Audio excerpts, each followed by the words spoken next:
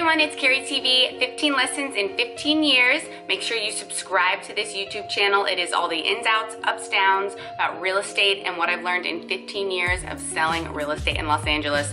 Yep, it's been 15 years. So stay tuned for lesson number 7 today. All right, so last week we talked about lesson number 6, which was about staying calm, bringing your zen into the transaction, having a plan. And today's lesson number 7 for 15 years in real estate is about negotiation. Now, real estate's a negotiation, right? Of course. What people may not realize is once you get into a transaction, you're just starting the negotiation. There are approximately 25 times during a transaction that you are renegotiating. So not only do you start from the very get-go, negotiating when you can see a house, then you start negotiating the price, the terms, then you get into escrow and you start negotiating all over again. So one of the biggest lessons I've learned, which is why this is lesson number 7, is that real estate is a huge negotiation where you spend the entire transaction. As somebody once said to me, you're walking down a hallway and both sides are trying to jump out because they don't like this, they don't like that, they want it this way, they want it that way, they want this price, they want this time frame, they want this to be included, not included, etc. So you're trying the whole time to keep everybody in line and keep everybody happy, marching down the same path. What are these types of negotiations that come up? So say you write an offer on a house and somebody else gets the house, so you're not the first buyer in position. So then you're off looking at other houses, then all of a sudden you get a call, hey, that buyer backed out. So you're like, oh, okay. So now the seller is now doing a new renegotiation on the house that they had already negotiated. And the buyer's in a new position too because they didn't do the first round of negotiations. So there we go. Now, once you get into escrow, you then start negotiating everything under the sun from when we're doing inspections, which inspectors we're using. When you have a request for repairs, which I've talked about before, you've got two parties that come in, you've got all the contractors and vendors that are offering quotes. So then you have to start negotiating with all these different people. Well, what's on their quote? Why is their chimney $10,000 and this chimney is only $2,000? And how come this person says the HVAC needs $2,000 worth of work? How come this person says that the air filter is only a $25 fix to fix this and not $2,000? What happens when you need more time on a contingency? Then you're negotiating to see, can I get more days for the physical, but I can release the appraisal. We can deal with the request for repairs as long as we have more time on the closing.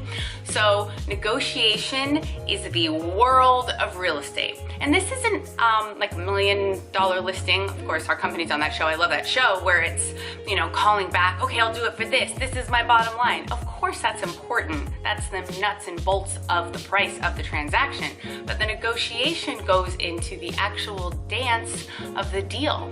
The people moving through. You want it to be a beautiful performance. And a lot of times it's a little chaotic because we've got people who are not calm. Lesson number 6, people that are not organized, future lesson. People with big egos might have been lesson number 1. So the whole point is, get ready when you're in a deal to negotiate. It's like everything in life. You try to negotiate to get to the front of the line of the club. Like my friend Megan, you try to negotiate to get on the boat that's the VIP boat when we're in Croatia. So your whole life is full of negotiations, even when we're going out to dinner.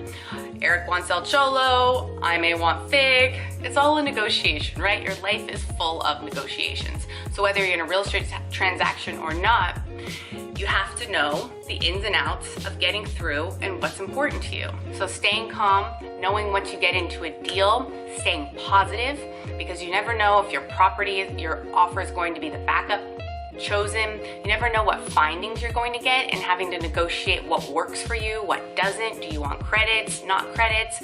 Negotiating the time frames. What if something comes up and you need to lease back from the buyer if you're the seller? Renegotiating that, renegotiating close dates. What happens if you do need more time and you want to charge the buyer a fee, a per diem? It's a whole world of negotiations.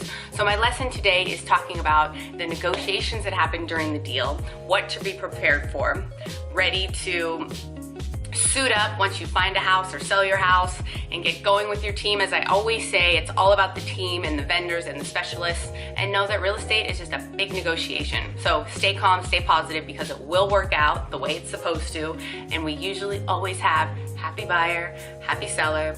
That is our goal. So that's KeriTV for today, lesson number 7 about negotiation. And next week I'm going to do lesson number 8. We're already at 8. Woo! I would do some math on how many more lessons we have. Nope, I can't do math right now. Okay. So that is lesson number 7 on negotiations.